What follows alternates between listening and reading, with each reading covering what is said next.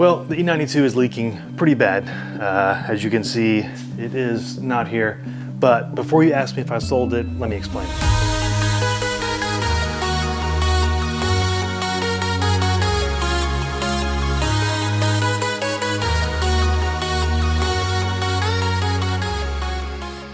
So yeah, my 2008 E92 M3 is not in the garage, as you can see. Man, I love that car, but look at this. I mean, it's been leaking and marking its territory for a while now.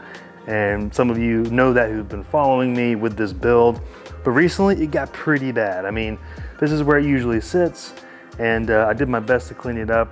I've got some more aggressive solvent I'll be using soon, but I mean, as you can see, it left a trail of droppings all the way down into my driveway. So when I first got this car back in April of last year, so 2024, I had told you guys that I noticed a small leak happening near the differential, and there was, but it's gotten worse and worse, which would make sense. I think part of it is the car didn't drive that much when it was sitting in St. Louis, cold weather.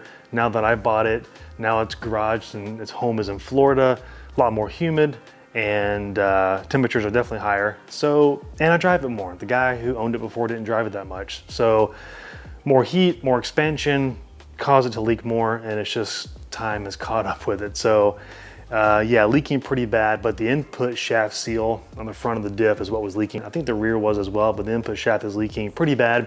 And for those diffs, there's a special tool specifically that you need to do that with to get it on there correctly, so to speak. And it's not always a guaranteed success. I've never done one personally for that, so I can't speak to it. Those of you that have, you can comment below, but I was just advised to get a whole new diff, and it'll save me a lot of headache, because I definitely didn't want a diff blowing up on the road or something. If something was changed and it wasn't tensioned or torqued right, I didn't want that to happen. So anyways, it is gone out of the garage because it's currently sitting in PSI. Those guys are gonna take care of me just because this job don't have time to do right now.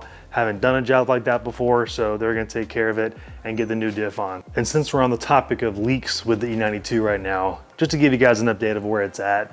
So the power steering rack has a small leak on the right side boot, underneath the boot cover on the tie rod. So there is a little small leak there. Those rack and pinion sets are pretty expensive. I don't really want to do that. It's okay for now. It's a small leak, but that may be something else that we'll have to look to in the future. But once this differential is in and the new suspension goes in, we get all that on, I'm throwing the exhaust on. So once all this is done, that will be all the leaks that are fixed from this car, which will be really nice. I like, as you guys know, I like every gasket, seal, everything to be replaced as OEM as possible, so the thing is as perfect as possible. Then you go into mods, right? Maintenance before mods. So all the leaks, gaskets, seals, all that should be fixed here this week, except for the power steering, which I just noticed, and it's small, but we'll see how that goes in the future. But other than that, which really isn't a drip, it's just kind of oozing a little bit, and I can kind of see it seeping through. Not a big deal right now. It's not dripping, not as big of a concern at the moment, but that is on the way. But since we got this beautiful G80 sitting in the background, I do have a quick update for you guys as well on that build.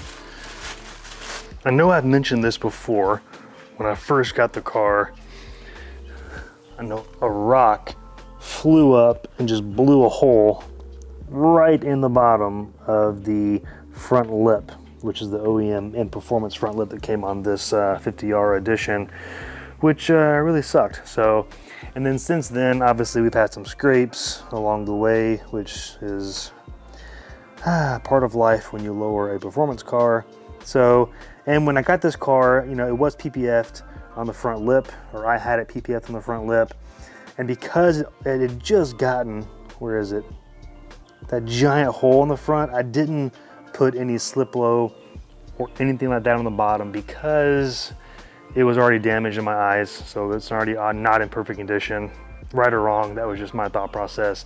And I was like, well, I might update the lip to a different style lip one day, because as it does look really good and fits seamlessly, it's not as aggressive as I'd like. As you can see, it doesn't stick out more than maybe ½ inch. So I wanted to give a little more of an aggressive appearance in the front.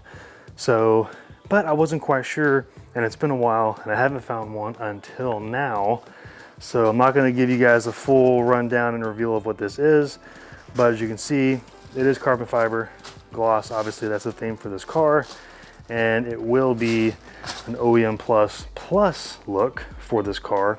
And I think it's really gonna do justice to this build and add just the right amount to the front of this car. And I think it's gonna look awesome.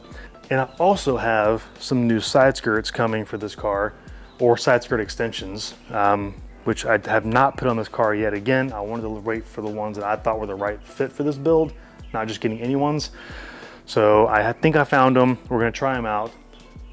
I'm 95% sure they're gonna be what I want them to be, but we'll see. Those should be here next week, and then we'll see how that completes the whole look of this car from the front, the side skirt extensions, and all the way to the rear. So we'll see how those look when they come in, but that's kind of where we're sitting on the G80, and I think we're gonna make some more power soon, but that's a different video. So there's the oil leak, which is what's left of the E92 right now in the garage.